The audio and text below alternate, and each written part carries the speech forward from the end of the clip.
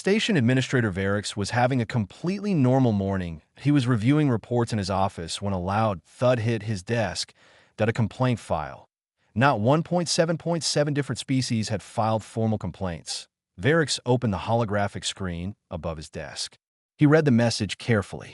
Then he read it again and again. The translation system was working fine. The words were clear.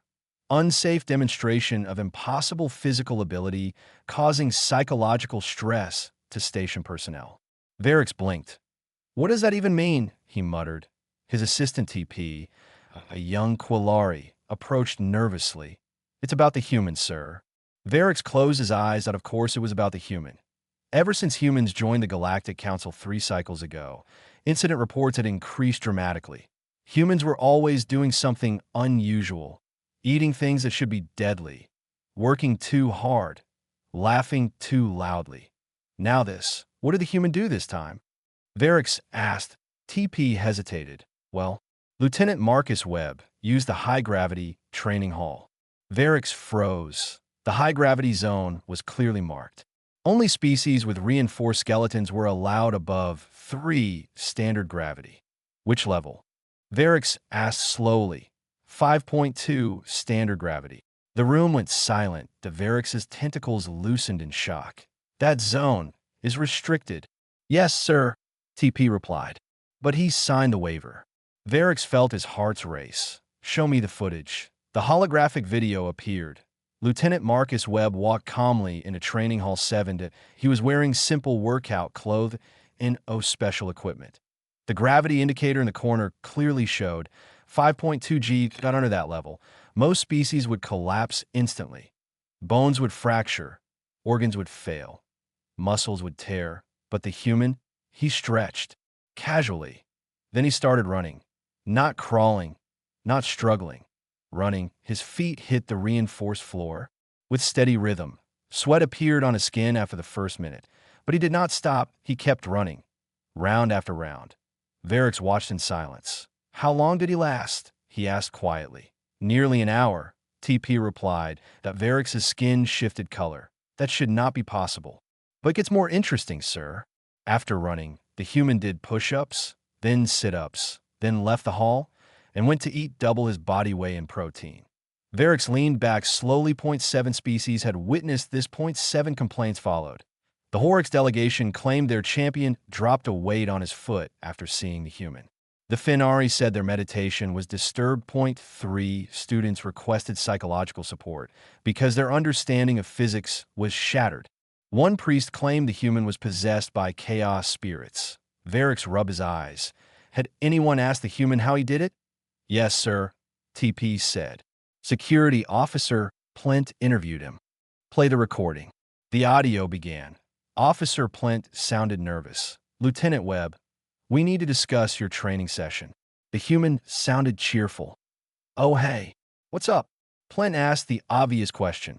How did you survive 5.2 gravity? There was a short pause. Then the human laughed. You mean that? Oh, that's just training. Varix leaned forward. The human continued calmly. Earth's gravity is about 9.8.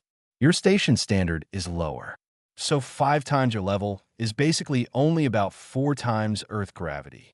It's intense, sure, but humans train under heavy resistance all the time. Varix felt confused. Humans train like this regularly? Oh yeah, the human replied. We've been training astronauts and pilots for centuries. This is normal for us. Plint tried to respond, but the human continued. Our bodies are built differently. Strong bones, endoskeleton, adaptable muscles. We don't have armor, so we develop strength. Varix stared at the screen. The human sounded completely relaxed. If running under crushing gravity was simply a workout. The recording ended. Silence filled the office. Varix opened the human biological file that he began reading. Earth, higher gravity than station standard, extreme climate variation, constant evolutionary pressure, predators, diseases, competition. Then the biology section. Bones designed for flexibility and strength. Muscles that grow stronger under stress. Heart capable of increasing. Performance dramatically under load. Highly efficient oxygen system. ability to survive injuries that would kill other species, stress response system that temporarily increases strength during danger. Varric stopped reading. His skin turned pale. Humans were not fragile. They were built for hardship. They trained for it. They enjoyed it. That a priority message arrived from the Galactic Council. Varric opened it slowly. IT was not a complaint. IT was an approval notice. The Earth delegation had officially requested standardized high-gravity training facilities across Council stations. The Council had approved the request. Construction guidelines were attached. Varric read the message 3 times. Then he whispered, "There will be more humans." And for the first time that day, he felt uncertainty. Varric sat in silence for a long time. More humans would arrive, and now the Council had approved new training facilities for them. That meant high-gravity halls, extreme temperature rooms, endurance zones, all designed for humans. His peaceful station was about to change. He looked at the attached construction plans. Then he felt something worse than fear, curiosity. The next week, workers began building the new human-approved facilities. Training Hall 7 was upgraded. Extra safety glass was installed around the viewing areas. Medical stations were added nearby. The station population started talking to T first. They were nervous. Some still believed the human activity was dangerous. Others thought it was a trick, but Lieutenant Webb continued training. Every morning, same routine: run, push-ups, sit-ups, stretching, recovery. Then proper hydration and protein intake. That he never showed off, that he never challenged anyone, that he simply trained calmly, consistently. One afternoon, something unexpected happened. The Horrocks delegation requested a meeting. Their champion, Grado, wanted advice. Grado had once complained that humans were biologically impossible. Now he wanted to train like one. Varric agreed to the meeting. That he observed for the platform above Training Hall 7. The hall was set to 5.2 gravity again. Inside, Lieutenant Webb stood with Grado. Grado was massive, strong, built for heavy gravity. But even he moved carefully under this level. Webb smiled. "All right, Grado, let's start simple." They began with controlled breathing exercises, then light jogging. Grado struggled at first. His movements were heavy, but the human guided him patiently, slow and steady. "Don't fight the gravity. Work with it." Varric watched closely. There was no competition, humiliation, only guidance. After several minutes, Grado completed a full lap. Then another. His breathing was strong, his posture improved. The hall speakers recorded his progress. When he finished, Webb stopped the timer. "Personal best," the human said happily. The Horrocks warrior stood upright. That he looked proud. Actually proud. The viewing platform erupted in applause. Different species were watching now. Not in fear, in excitement. Varric noticed something strange. The complaints had stopped. Instead, new requests were arriving. Other species wanted to join training sessions. The Finari asked for endurance improvement programs. The Quinn students wanted strength workshops. Even the Walk's priest requested spiritual discipline through physical challenge. Varric checked the statistics. Station conflicts had decreased. Social interaction had increased. Species who rarely spoke were now training together, working side by side, laughing, helping each other.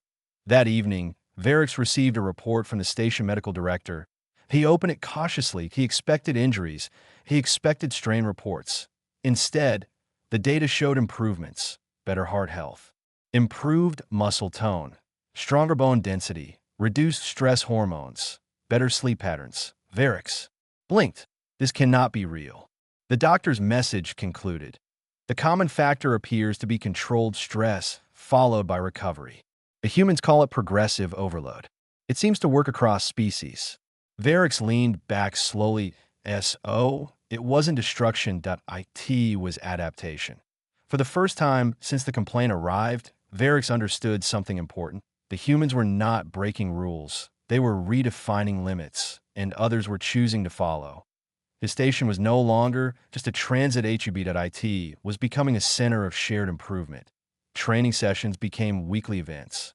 Crowds gathered to watch. Some species just observed. Others participated. The atmosphere shifted. The station felt alive. That night, Varric stayed late in his office. That he reviewed the growing list of training requests. Then his communicator rang again that he sighed. Another complaint? He answered. Lieutenant Webb appeared on the screen, still energetic. Hey, Administrator. Quick question. Varix prepared himself. Yes, Lieutenant. We're thinking of organizing a group run. 23 humans. Once a week. Could we reserve Hall 7? Varix paused. 23 humans. I in high gravity. Together to imagine the reaction. Then he surprised himself. Submit a formal request, he said calmly. Webb smiled. Already on it. Thanks. The call ended. Varix stared at the empty screen.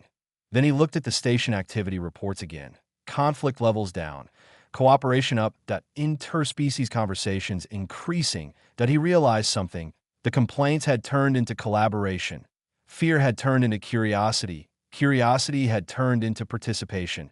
And somewhere in Training Hall 7, humans were preparing for their next session.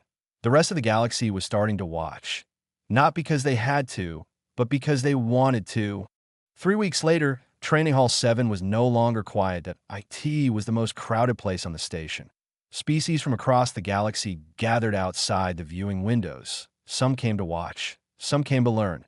Some came to prove something to themselves. Varix stood on the observation platform, trying to understand how everything changed so quickly.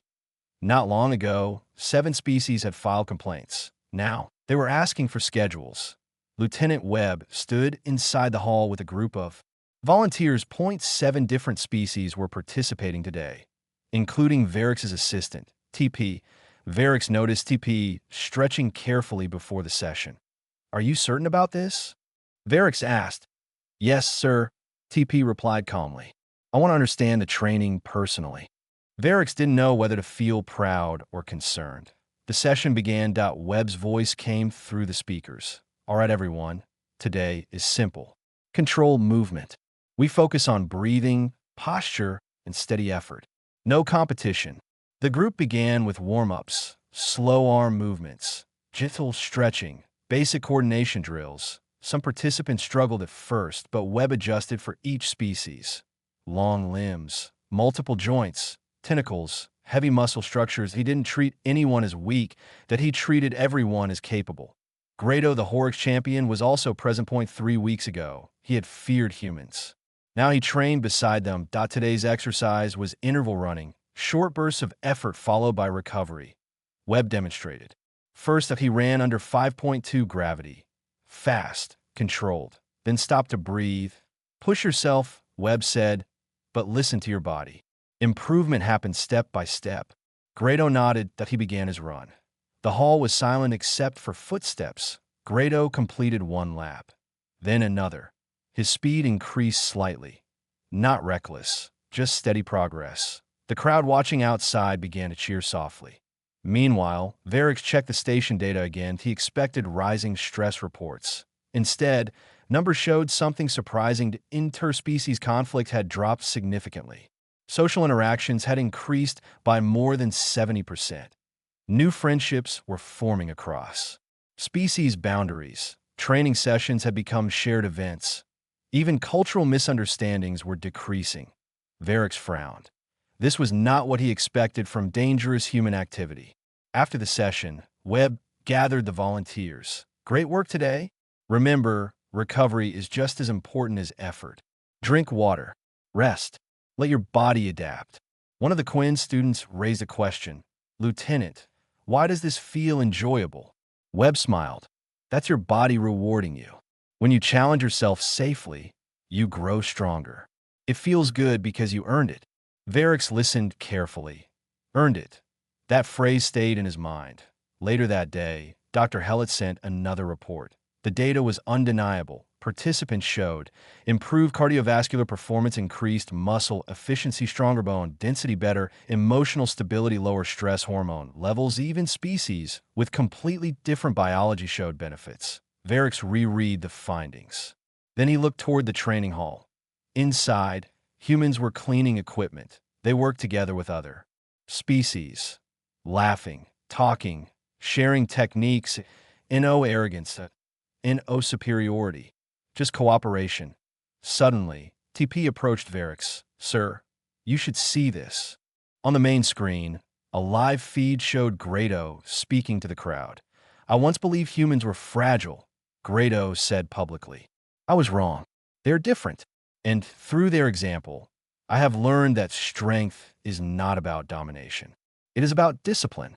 The audience applauded. Varix felt something unfamiliar. Not stress, not anxiety, respect. That evening, more requests arrived. The Finari wanted endurance workshops. The Micron wanted physiology seminars. The Wax priest had withdrawn his complaint entirely. Instead, he requested a joint training and meditation program. Even species that had never exercised before were asking for guidance. And the council sent another message. Stations across the galaxy were requesting to copy the program. Varix leaned back in his chair. The complaint had turned into a movement, and the movement was spreading. For the first time, Varix realized something important. The humans had not forced anyone to change. They had simply trained, publicly, consistently, and others had chosen to watch, then participate. Now the station was becoming a model for interspecies cooperation, and it all started with one human jogging in high gravity. 2 months after the first complaint, Training Hall 7 looked completely different. Extra seating had been installed. More viewing screens were added. Medical stations were expanded. What once felt like a restricted zone now felt like a community center. Varix walked through the corridor and heard something he never expected on his station. Cheering. Not fear. Not confusion. Cheering. Today was special. Champion Grado had requested a friendly endurance challenge at 5.2 gravity, a timed run. But this time, it was not about proving humans wrong. That IT was about raising credits for the station's youth education program. Varix arrived at the observation platform. The hall was full. More than 300 beings were present. Different species stood together, talking, smiling, waiting. Inside the hall, Webb stood beside Grado. Both looked focused. Both looked calm. Webb raised his voice. "All right, let's make this fun. Remember, it's not about being the fastest. It's about finishing strong." The timer started. They began running. The crowd watched closely. Grado moved with controlled power. Webb matched his pace. Lap after lap, their footsteps echoed under heavy gravity. Sweat formed quickly, but neither stopped. Varix checked the live data feed. Heart rates elevated. Muscle activity high. Recovery patterns normal. And injuries. And medical alarms. Just intense effort. And adaptation. After 12 minutes, Grado crossed the finish line. The timer beeped. Webb stopped beside him. "New record," Webb announced happily. The crowd erupted in applause. Grado lifted his arms in victory. He looked exhausted, but proud. Then something remarkable happened. Several young students from different species approached the hall entrance. They wanted to try. Not to compete, just to participate. Varix observed quietly. Weeks ago, species had complained that humans were dangerous. Now, they were requesting training programs. They were asking for guidance. They were learning together. Even species that once distrusted each other now shared workout schedules. Conflicts had continued to decrease. Social cooperation continued to rise. The station felt united. Later that day, Varix received another report. This one came from the Galactic Council. He opened it carefully. The message was simple. Stations that adopted the human-style interspecies wellness program showed significant reductions in disputes and improved diplomatic cooperation. The council encouraged expansion across the network. Varix stared at the screen. The complaint had transformed into a model policy, and the station had become the example that he leaned back slowly. 3 weeks ago, he feared chaos. Now he managed progress. 3 weeks ago, humans were seen as biologically impossible. Now they were seen as partners. He thought about the first video he watched of a human running under crushing gravity, smiling, not struggling, not boasting, just training. That image had changed everything today as he prepared to leave the platform. TP approached him. "Sir, the next session is starting. Would you like to attend?"